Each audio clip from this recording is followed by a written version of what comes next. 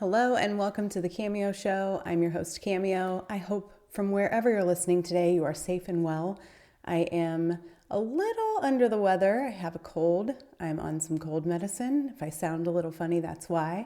But today I just want to take a quick moment to kind of pause and reflect on something that's weighing on my heart heavily and many people that I know on their heart heavily, and probably many of you across the country as well. We just had a devastating hurricane come through our area, Hurricane Helene. I am on the Gulf Coast of Florida. So this hurricane was a doozy, and that's an understatement. Not only did it impact our entire coast of the state of Florida, but it traveled up through Georgia and the Carolinas, North Carolina specifically, and Tennessee. And I'm sure you've seen some of the destruction that not just the hurricane rains and wind brought, but also in our case here on the Gulf Coast of Florida, the surge that came in and basically flooded everything on our barrier islands, businesses, homes completely destroyed, much like in Asheville, North Carolina, and some of those areas that are just washing out.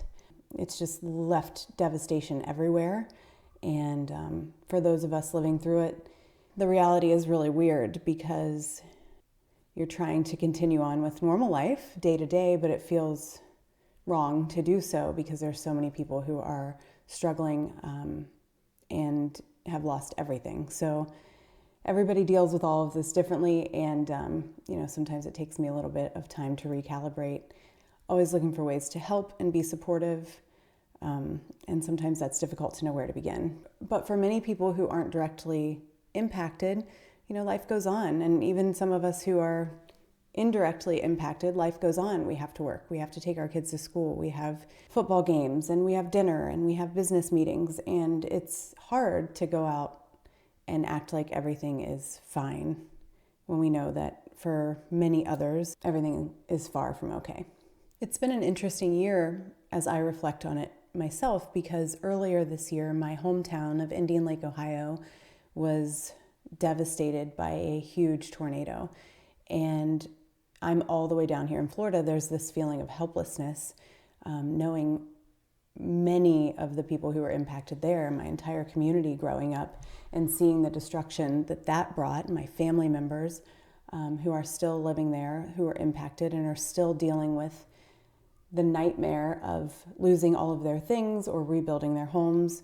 And then if you fast forward to just maybe a month ago here in this very same area, we're no stranger to storms. We have hurricane season and we're used to them, but we had Tropical Storm Debbie, which I think then turned into a hurricane, but it brought flooding to areas of Sarasota that have never seen flooding. And many people had to gut their homes and lost everything that they own in that flooding because we had 20 inches of rain in a 24-hour period of time, just a ridiculous amount of rain. There was nowhere for the water to go.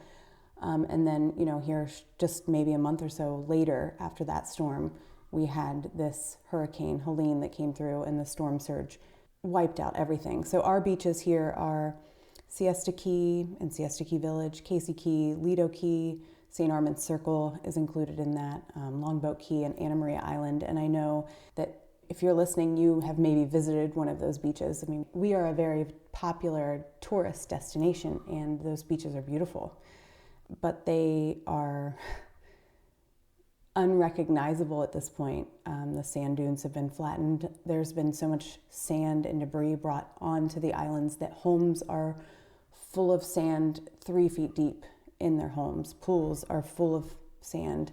The streets, the roads, the main roads have been covered in sand 3 feet, 4 feet deep, just here in my area locally. And they're bringing in, all types of support and scraping those streets like after a large snow and they snowplow and there's just piles of snow on the side of the roads. Well, here that's sand and it doesn't melt and it's heavy and they can't just put it back in the water. They have to actually put it in dump trucks and filter it out. So there's that, and it's just a huge process, but, heaps and heaps of furniture that's ruined and, many businesses. As a small local business owner here in this area, I wasn't impacted because everything that we do is remote and online. It's paperwork stuff. But many of the people whom we've helped purchase homes in this area, specifically on our islands, have been impacted, and it's just devastating. Again, that feeling of helplessness. But, it's been interesting to see all of these natural disasters come through these areas that I am from originally or from now, and not know where to begin. And, I think there's just a human tendency to kind of turn away from disasters or wars, for example, when they're not happening close to home. Like when we hear about it on the news, or you scroll past it, or like even when I hear about a hurricane going to Texas or Louisiana at this point, I don't think about it as much as I do, obviously, when it's here, because it's not a direct impact, and it's just human nature to give a quick prayer or donate and move on. Sometimes it's like we build an emotional distance just to cope, because if we felt deeply about every disaster or every tragedy happening in the world, it's overwhelming, right? But I also think that there's a difference between protecting our own emotional and mental health and tuning out the world altogether. Because while we may not be able to change everything, and it may feel like what I'm doing is not enough, it doesn't matter, we can choose to care and we can choose to take action. So today I want to challenge us all, myself included, to not turn a blind eye.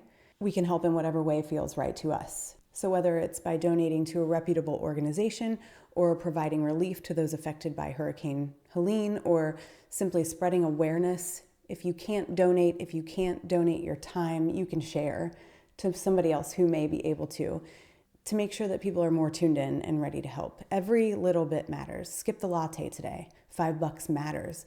These people have lost everything. There's an elementary school here in our area that is wiped out, and those elementary school kids have to now go merge with another elementary school to continue. Like, some of these things are not things that you typically think about when you think about the aftermath of a storm, but the impacts could be long and traumatic, and so every little bit helps. If you think $5 doesn't help or $2 doesn't help, it certainly does to someone who has literally lost everything. On that note, I have seen some nasty comments online about, that's why you don't build a big mansion right on the water, and people don't care about the Appalachian people flooding and washing down the river. And I just want to say, first of all, obviously many of us know that couldn't be further from the truth. That's cruel and unnecessary. And if you have felt a tendency to say or think anything like that, or someone who has, I would encourage you to reflect deeply on what it is inside of you that makes you feel that way, because to wish anything like this on any human anywhere, here in the United States or anywhere else for that matter, for whatever reason, is, in my opinion, really horrible and wrong. And sometimes maybe we need to seek help for our own mental health and emotional health if we feel that way when something like this happens. But overall, the response to these types of disasters, and I've seen many of them since living in Florida, is overwhelming, the amount of people that pull together. And I saw that online from afar at my hometown community when that happened with the tornado earlier this year in the Indian Lake area of Ohio. So many people came together from outside communities. There was so much support, and it was a beautiful thing to see when people can put down their differences and care about human life and the human capacity to care for each other. And I see that time and time again here when we have storms, and see it again here right now as people are going out to the islands by boat because you can't get there by car. The car lines to get out there are so long that you spend the whole day doing that. So people are donating their time driving people by boat to get out there to help shovel sand, to bring supplies. I mean, it's really a beautiful thing when you see people come together in these traumatic disasters. And it doesn't just have to be a natural disaster. You see this happen when there's other conflict. If we could all channel this when we have these differences to just care about people first, we might make more progress as a species, but I digress there. Anyway, I've done a little bit of research and found some great local organizations here. If you're familiar with our area and you want to help contribute, that would be wonderful. If you're contributing from afar because you've vacationed here and you love these beaches almost as much as us here in the local area, I will link some reputable, verified, local foundations and organizations that you can donate to monetarily to help aid in the recovery efforts. I have also reached out to some friends that I know live in some of the other areas of the country that have been impacted, specifically in North Carolina, to help in their recovery aid as well. And if you're someone who is local to the area here in Sarasota, Bradenton, Lakewood Ranch, there are so many places, and I'm sure you've all seen, that are accepting, non-perishable food, hygiene products, cleaning products, help out on the islands, manpower. None of the beaches, well, I shouldn't say none. I think a couple of the beaches have maybe opened, but I think people are not going out there to just enjoy themselves at this point. They're going out there to help. But many of the bridges are still closed only to local residents because they're still working on power, which also I want to pause and just thank all of the first responders, all of the linemen from all over the country who show up here, all of the federal disaster support that we receive in these areas. There are a lot of reasons to not have a lot of hope in humanity sometimes. And when something like this happens, it kind of restores that because you see people pull together. So thank you to anyone who is a first responder anywhere, but specifically going and helping in these areas and who are local to the areas where they're putting their own lives at risk to save people. And the linemen who come from all over the country to help restore our power as quickly as possible. Just amazing, amazing selfless acts of service. And it does not go unnoticed, and we greatly appreciate it. Everyone feels it, I'm sure, when you've been through something like this. So it can be easy to feel small in the face of such overwhelming disaster and need. If everyone felt that way and thought, well, I can't really make a difference, nothing matters, nothing would ever get done. And so even a small contribution, as I mentioned, can make a huge world of difference. The beauty of being a human being is that we're meant to help each other. And while we may not see the other person helping, or we don't know the people who are helping personally, it's in us to want to step up when others are down. There are many people who can't just go back to their normal lives right now, who have lost everything, and there have been many deaths, and the death toll is rising as the water starts to recede in some of the areas in North Carolina and Tennessee, and they're finally able to get to people to try to rescue them, and in some cases, many cases, it's too late.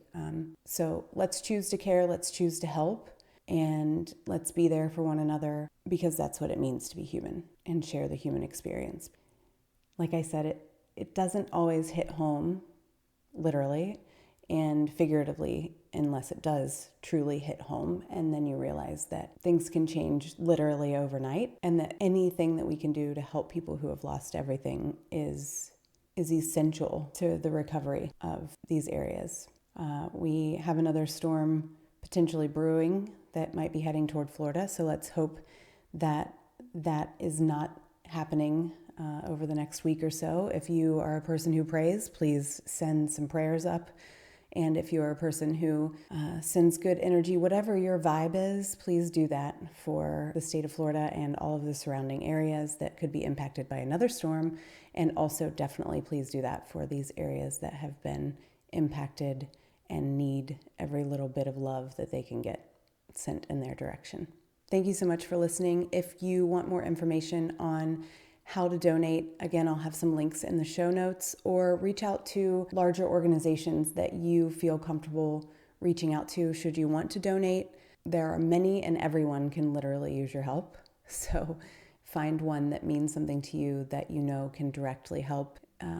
Thank you again to the first responders, to the linemen, to all of the volunteers, to the people who have donated selflessly their time and their money to help people recover. Take care of yourselves. Take care of each other, and I'll see you next time.